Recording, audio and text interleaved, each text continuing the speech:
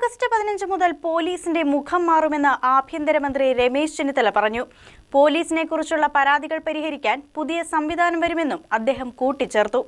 Ernakulam press ക്ലബ്ബിൽ മുഖാമുഖം പരിപാടിയിൽ പങ്കെടുത്ത് സംസാരിക്കുകയായിരുന്നു രമേശ് ചെന്നിത്തല.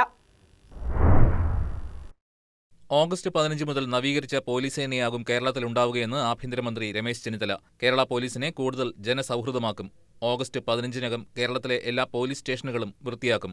എല്ലാ സ്റ്റേഷനുകൾക്കും ഒരേ പെയിന്റ് അടിക്കും. ഓഗസ്റ്റ് 15 മുതൽ 64 സ്റ്റേഷനുകളിൽ ഒഴികെ SI-ക്കാകും സ്റ്റേഷൻ ചുമതല. കൂടുതൽ കേസുകളുള്ള 64 സ്റ്റേഷനുകളിൽ CI-മാർക്ക് തന്നെയായിരിക്കും സ്റ്റേഷൻ ചുമതലയെന്നും ആഭ്യന്തരമന്ത്രി രമേശ് ചെന്നിത്തല പറഞ്ഞു.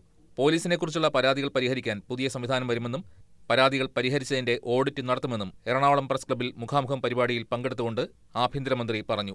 6632 പേരെ ഓപ്പറേഷൻ തൂഫാന്റെ ഭാഗമായി അറസ്റ്റ് ചെയ്തു. 6182 കേസുകൾ രജിസ്റ്റർ ചെയ്തു.